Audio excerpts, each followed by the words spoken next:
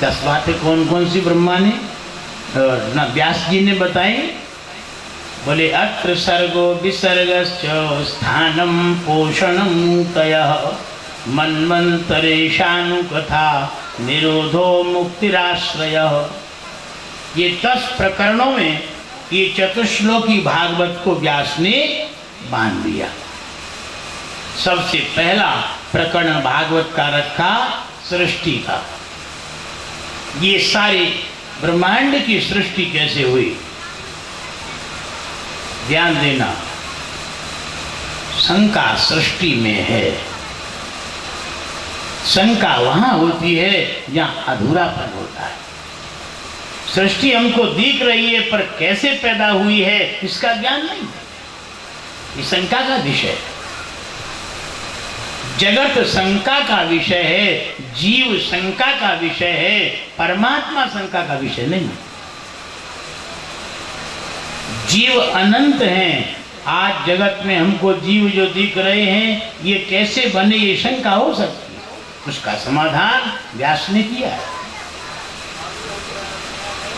परमात्मा शंका का विषय नहीं है, क्योंकि परमात्मा के विषय में मूलभूत हमारे अंदर कोई शंका नहीं है। क्योंकि शंका वहां होती है जहां अधूरापन होता है। जिस विषय में हम पूरा जानते वहां कोई शंका नहीं होती, या जिस विषय में हम कुछ नहीं जानते वहां भी शंका नहीं होती। भगवान शंका का विषय इसीलिए नहीं है कि भगवान के विषय में हमारा मौलिक ज्ञान कुछ नहीं है। जो भी ज्ञान हम रखे हैं भगवान के विषय में ये सब सुना सुनाया ज्ञान है, मौलिक ज्ञान है। 18,000 श्लोकों में 12 स्कंद बनाए व्यास जी ने। पहला स्कंद अधिकार स्कंद बनाया, उसमें 19 अध्याय रखे और 3 प्रकरण। सबसे पहले प्रकरण के 3 अध्याय जिसमें सूत सोनक संवाद हुआ है।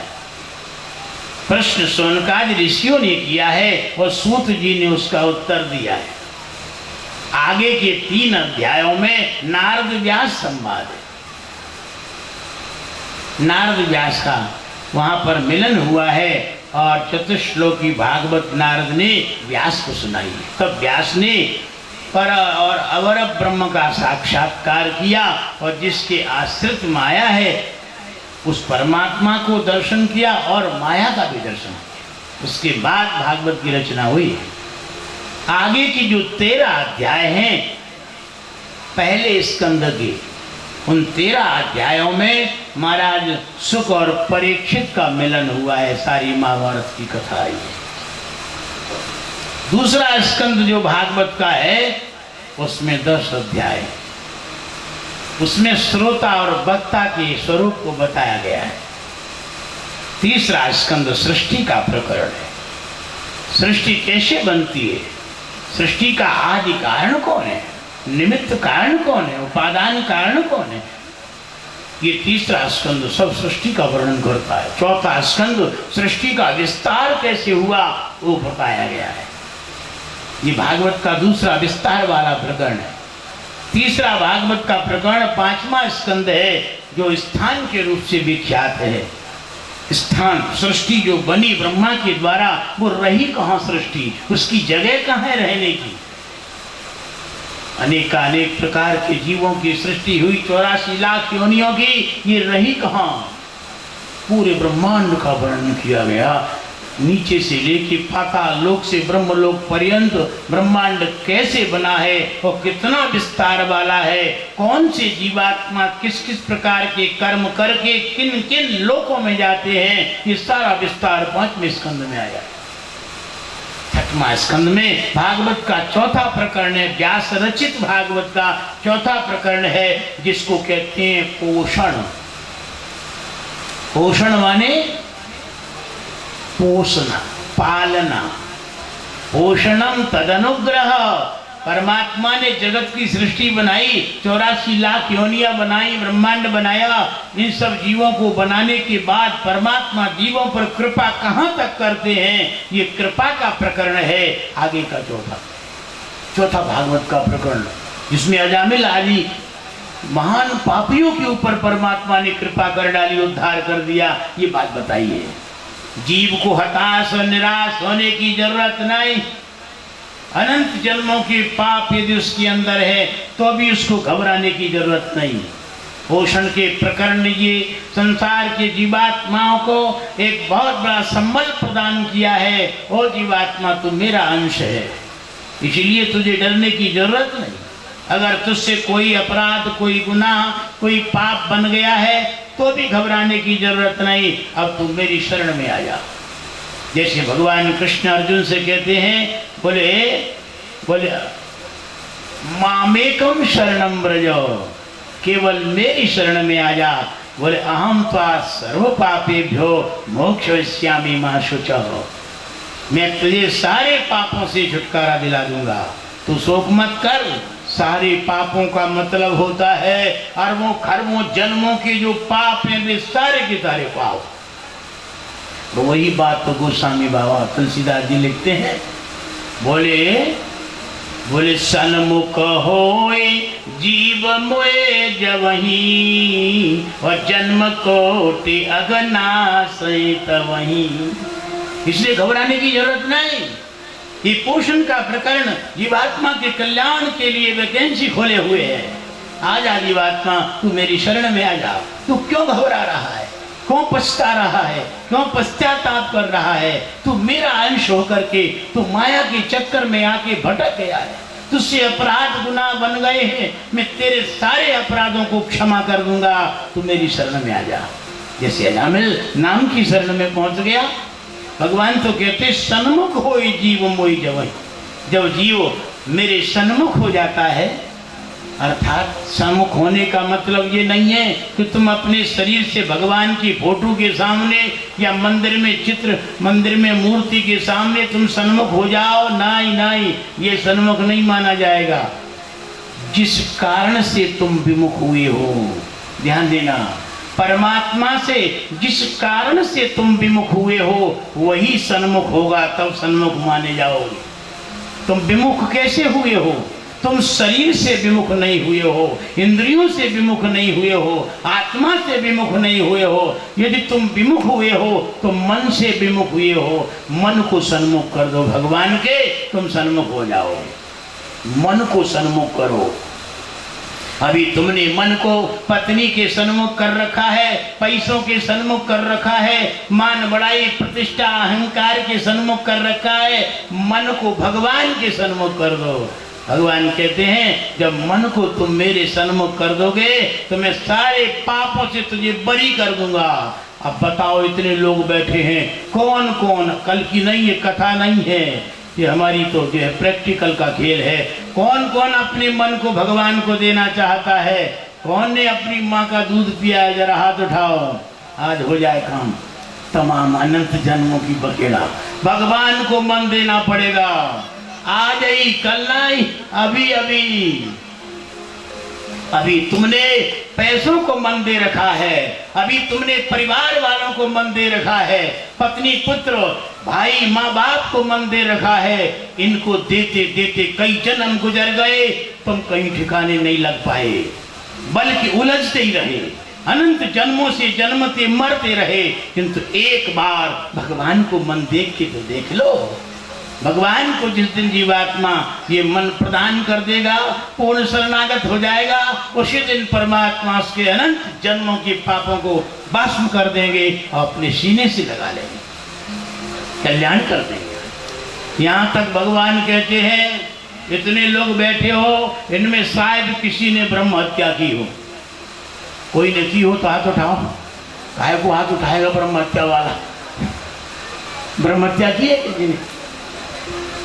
ब्रह्म हत्या किसी ने नहीं की।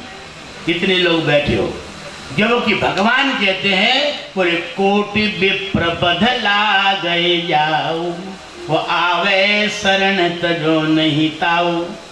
जिस जीवात्मा ने करोड़ों ब्राह्मणों की हत्या की हो, ऐसा घोर अपराधी क्यों न हो, मेरी शरण में आ जाता है, मैं उसको सीने से लगा लेता हूँ, उसका त्याग नहीं करता हूँ, उसका उद्धार कर देता हूँ।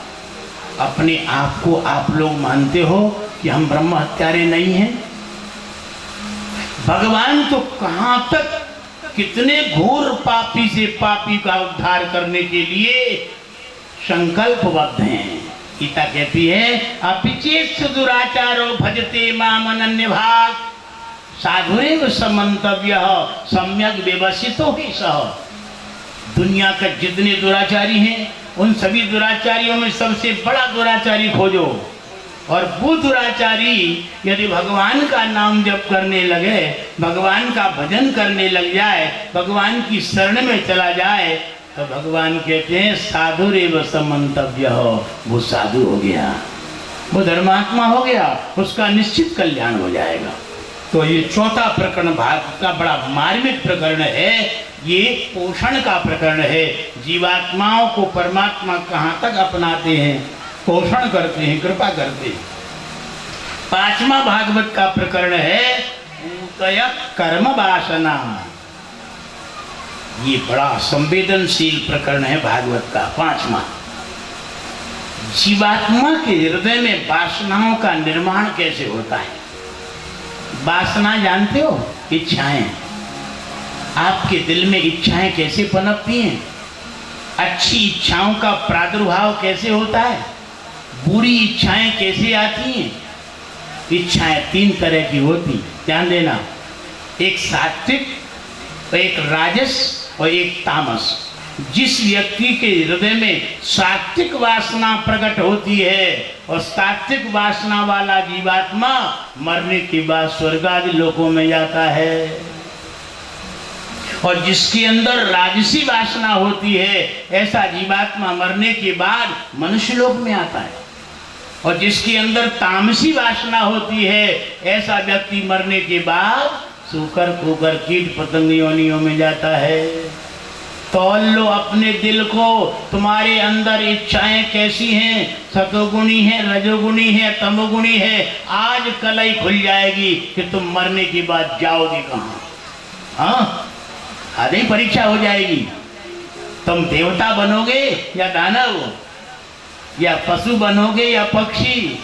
ध्यान देना, देवता जब अपराध करते हैं तो उसको दंड के रूप में मनुष्य बनाया जाता है, और मनुष्य जब अपराध करता है तो दंड के रूप में उसको पशु बनाया जाता है, मनुष्य फिर नहीं बनाया जाता।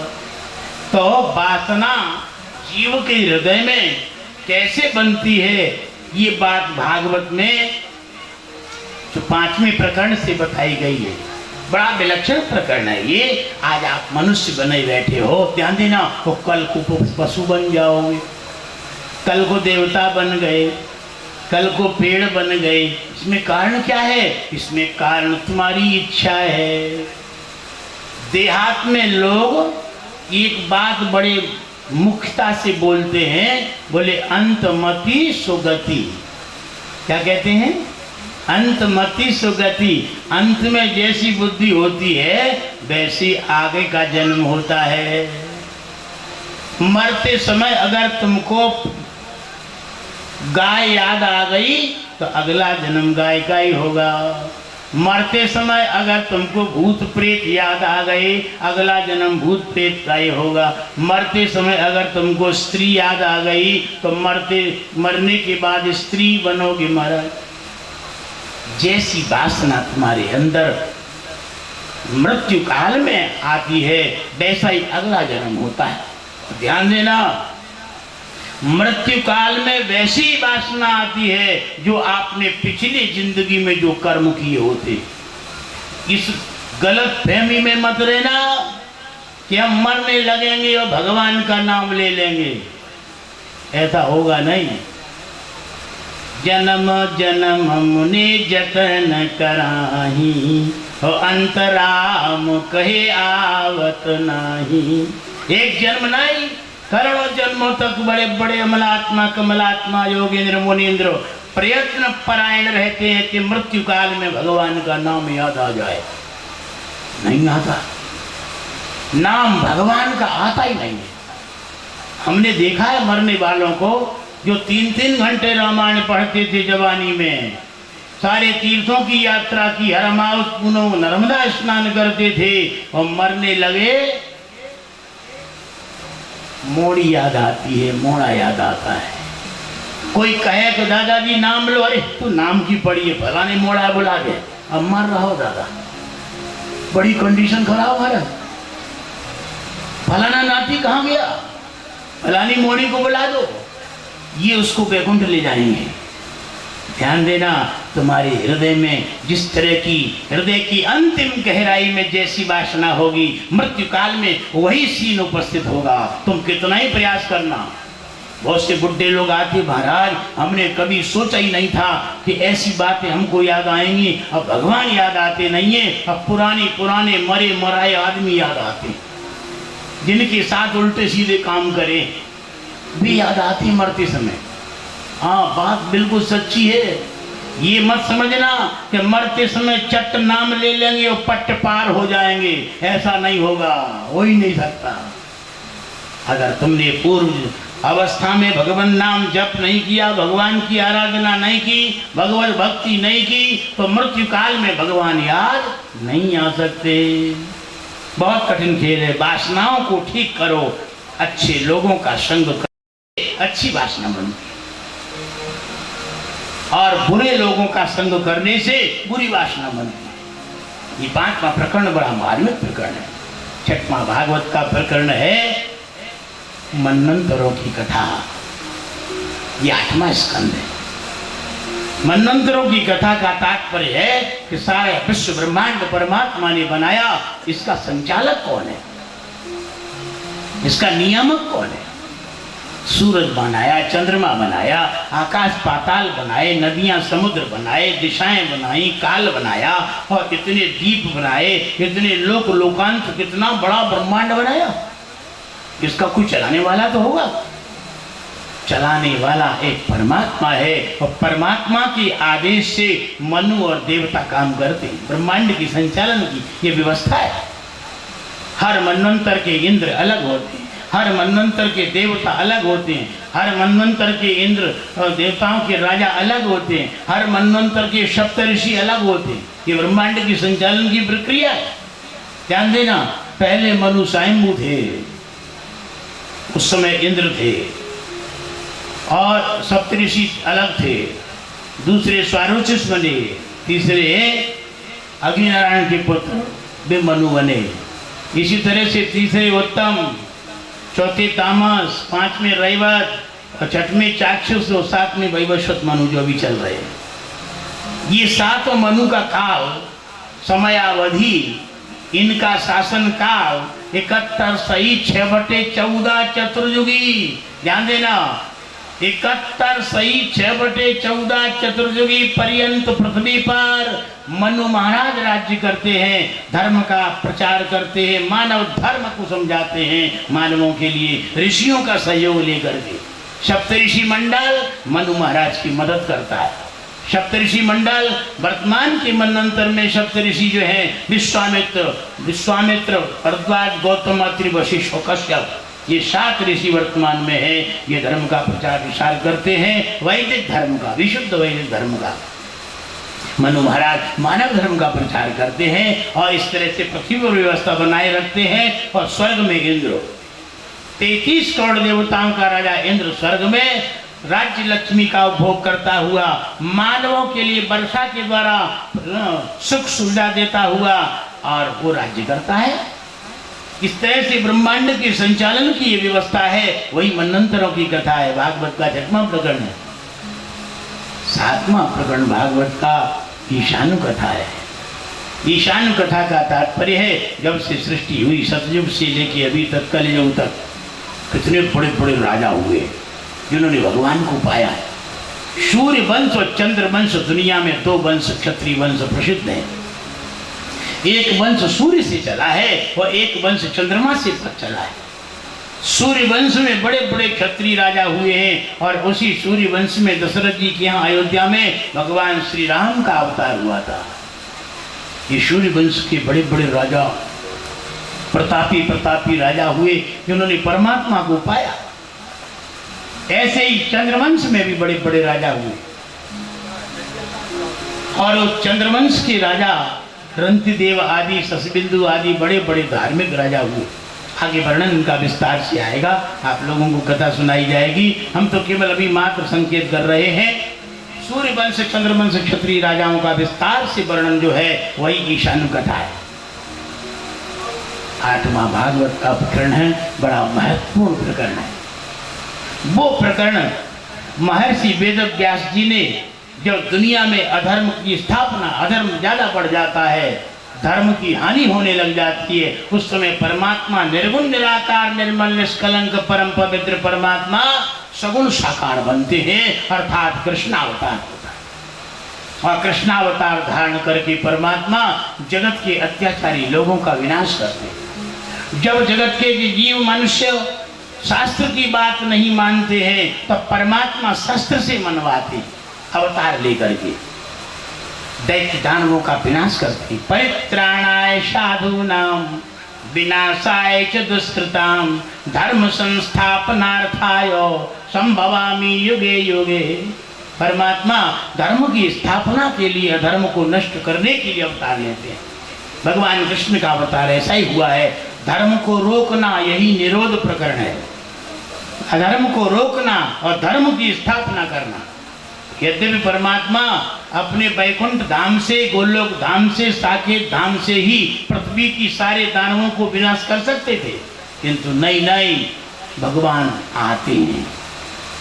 इसलिए आते हैं कि अपने प्राण प्यारे भक्तों की भावना को साकार करने के लिए।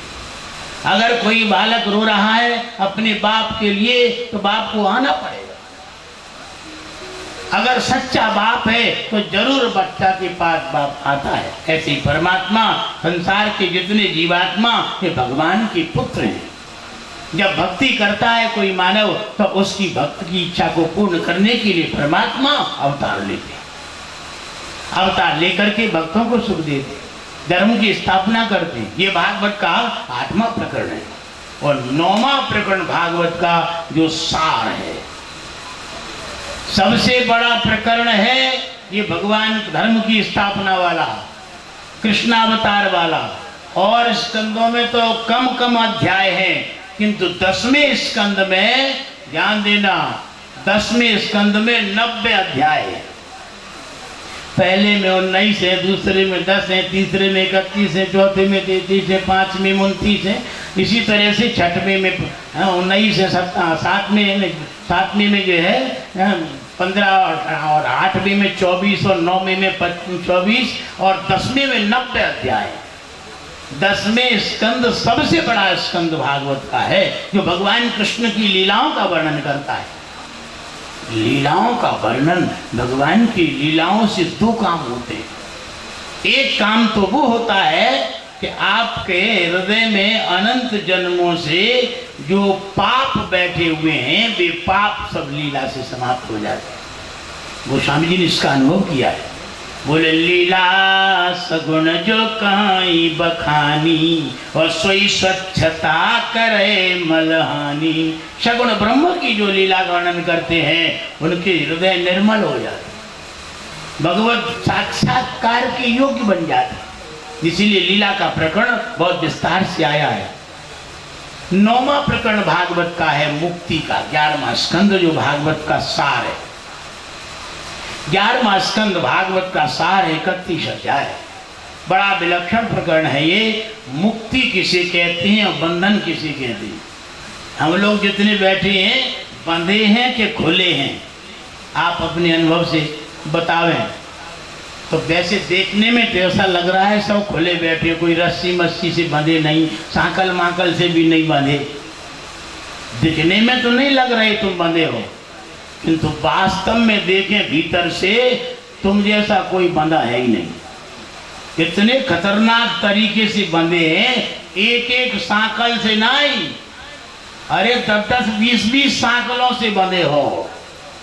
इसीलिए तो सबसे बड़ी बखेड़ा है। और इन्हीं सांकलों से मुक्त होने का नाम मुक्ति है। काय से बंधे हो? अच्छा, बैठे यहाँ भगवती जगदम्बा के मंदिर में हो, कथा सुन रहे हो, कहाँ दौड़ दौड़ के मन जा रहा है। जहाँ जहाँ दौड़ दौड़ के मन ने अपना टिकोना बना रखा है, सहारा बना रखा है, वहाँ वहाँ से अपन बने हैं। कोई कोई तो आज ही बैंक में 5-5 100 नोटों की गिड्डियां अपनी अलमारी में रख के आया है, निकाल के कथा जरूर सुन रहा है, किंतु मन तोड़ के अलमारी में है कि चाबी न मिला ले कोई। पैसों से बंधन, पैसों से बंधा है, कोई बेटों से बंधा है, कोई पत्नी से बंधा है, कोई राजनीति से बंधा है, कोई इंद्रियों के भोगों से बंधा है। कितने बंधन है महाराज। ये सारे बंधनों से मुक्त हो जाना, आपकी चेतना शरीर के बंधन में तो बंधी ही है, इंद्रियों के भोगों के प्रति आसक्त है, वो अलग बात है, किंतु ये सबसे बड़ा बंधन है। इस बंधन से मुक्त हो जाना, और इन सारे बंधनों को अगर अपन इकट्ठा कर लें तो 3 बंधन रह जाते, केवल 3। कौन कौन से? एक तो जागृत अवस्था, एक स्वप्न अवस्था और एक सुषुप्ति अवस्था। इनसे छूटना बड़ा कठिन है। तुम शरीर से छूट जाओगे, तुम पत्नी पुत्र से हैरान परेशान होकर के उनको त्याग सकते हो, तुम पैसा को भी लात मार सकते हो, मान बड़ाई प्रतिष्ठा को भी छोड़ सकते हो, किंतु जागृत अवस्था को कहां ले जाओगे? बोलो। जागृत अवस्था का बड़ा जबरदस्त बंधन है, और जागृत से छूटे तो स्वप्न में चले गए, और स्वप्न से छूटे तो सुषुप्ति में चले गए। ये 3 बंधन सबसे बड़े कठिन और जबरदस्त है। अगर कुछ कर धरने की इच्छा है तो इन 3 बंधनों से छूटो। जागृत स्वप्न सुषुप्ति तीनों अवस्थाओं की गुलामी जिस दिन समाप्त हो जाएगी, उसी दिन तुम बंधन मुक्त हो जाओगे, तुमको जीवन मुक्ति प्राप्त हो जाएगी। पहले ये समझो, बड़ी मार्के की बात बताएं, ये जागृत अवस्था हो क्यों रही है? ये जगना क्यों कायम है? गौर करो जरा, जगने का कारण क्या है? कोई भी क्रिया होती है दुनिया में, कोई भी घटना घटित होती है, उसका मूल कारण होता है। जागृत अवस्था का कारण है पदार्थों में भेद बुद्धि। आया है भागवत में, बोले भावाद्वैतम क्रियाद्वैतम द्रव्याद्वैतम तथैव च वर्तयन् स्वानुभूत्येय त्रीन् स्वप्नान् धनुते मुनि। जब पदार्थों में द्वैत भाव जीव के अंदर कायम हो जाता है तो जागृत अवस्था पैदा हो जाती है, क्रिया में द्वैत भाव पैदा हो जाता है तो स्वप्न कायम हो जाता है, और भाव में जब द्वैत भाव आ जाता है तो सुषुप्ति अवस्था पैदा हो जाती है। नहीं समझ में आ रही हो तो कथा कहें, आज कथा की ओर चलने। बड़ी कठिन बात है महाराज, अगर समझ में आ गई तो पर्दाफाश आज ही हो जाएगा। जागृत अवस्था तुम्हारी मिट गई, स्वप्न मिट गया और सुषुप्ति मिट गई, तो फिर बचाई क्या? जागृत स्वप्न सुषुप्ति की जो गुलामी है, सबसे जबरदस्त गुलामी है। तुम्हारी आत्म चेतना अनंत जन्मों से इनकी गुलामी भोगती चली आ रही है। जब तक जागृत रहेगा, ध्यान देना, तब तक कर्म दोष नहीं मिट सकता। कर्म दोष नहीं मिट सकता। जीवात्मा कर्म दोष से मुक्त तब होगा जब जागृत समाप्त हो जाएगी। ठीक इसी तरह से जब क्रियाओं में भेद उत्पन्न होता है, आपको और खुलासा बता दें, ये पेड़ है, ये दीवार है, ये मकान है, ये नदी है, ये पहाड़ है, ये तुम हो, ये हम हो, ऐसे अलग अलग चीजों में जो वृत्ति बन गई है आपकी, यही वृत्ति आपको जागृत अवस्था कायम करा रही है। सोना है 5 किलो किसी के पास, और 5 किलो सोने को सुनार के पास ले जाके उसने 1000 प्रकार के गहने बनवा दिए। उसमें हार भी बनवाया, चेन भी बनवाई, अंगूठी भी बनवाई, और अनेक अनेक प्रकार के आकार शकल सूरत के जो गहने बनवा दिए। उन गहनों को अलग अलग देखता है कोई अज्ञानी पुरुष, गहनों के नाम सबके अलग अलग, ध्यान देना, सारे गहनों के नाम अलग अलग हैं और सारे जेवरों की शक्ल भी अलग अलग है। ध्यान देना, जिस व्यक्ति की वृत्ति शकल पर और नाम पर टिक गई तो मूल धातु से दृष्टि उसकी हट जाती है। जो शकल में अटक गया, सूरत में अटक गया और नाम में अटक गया, वो तत्व से भटक गया। ध्यान देना, ये तुम्हारी जो जागृत अवस्था कायम हो रही है, ये तत्व से जो भटकाव हो रहा है, ये भटकाव का मूल कारण यही है कि तुम शकल में, सूरत में और नाम में अटक गए।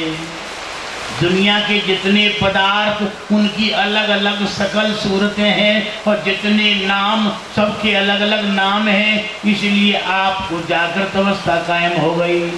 अगर उस समय जेवरों की शक्ल और जेवरों के नाम की जगह तुम्हारे अंदर ऐसा बोध हो जाए कि ये तो सब सोना ही सोना है, कुछ अलग है ही नहीं, तो फिर तुरंत जो है ये सकल सूरत का भेद और नाम का भेद एक झटके में खत्म हो जाएगा।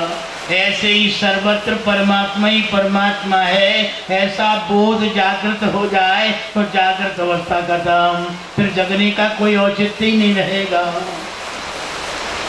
ठीक इसी तरह से जब हम कोई क्रिया करते हैं, काम करते हैं, तो काम में ये हमारे लिए कर रहे हैं कि दूसरे के लिए कर रहे हैं, ऐसा भेद आ जाता है। पत्नी को अलग मानते हैं, बेटों को अलग मानते हैं, माँ बाप को अलग मानते हैं, अपने शरीर को अलग मानते हैं। लेबोरेटरी के अंदर मेडिकल साइंस के हिसाब से अगर शरीरों को ले जाया जाए जांच करने के लिए, तो सारे शरीरों में एक जैसे पंच महाभूतों को पाओगे और कुछ नहीं मिलेगा। रूप रस गंध स्पर्श शब्द, ये 5 जो तन्मात्राएं, पृथ्वी जल अग्नि वायु आकाश, इसके अलावा और क्या है शरीरों में? सबके सेम है, एक से है, किंतु भेद बहुत बड़ा है।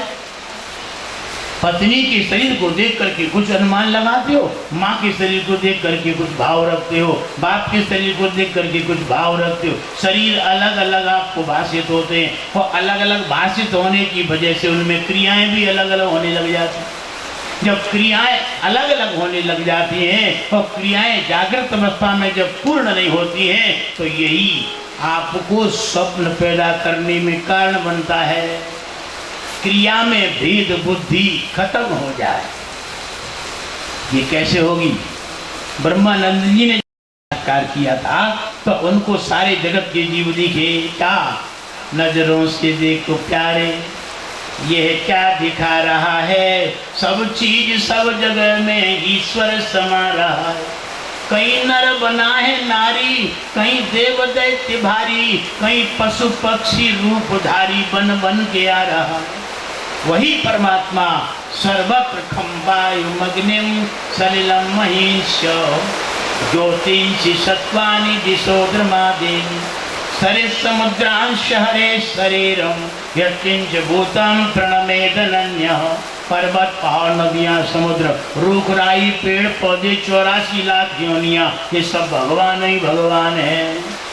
ऐसा भाव जब प्रकट हो जाएगा तो फिर क्रिया में भेद नहीं रहेगा, क्रिया अभेददर्शी हो जाएगी। और क्रिया में जब भेद नहीं रहेगा तो सपना खत्म। भाव में भी भेद नहीं रहना चाहिए, भाव में भेद खत्म हो जाए, क्रिया में भेद खत्म हो जाए और वस्तुओं में भेद खत्म हो जाए, सर्वत्र परमात्मा ही भाषित होने लग जाए, तीनों अवस्थाएं खत्म हो जाएंगी। तुम अपने स्वराज्य में पहुंच जाओगे, स्वस्थ हो जाओगे। अभी सब अस्वस्थ हैं महाराज।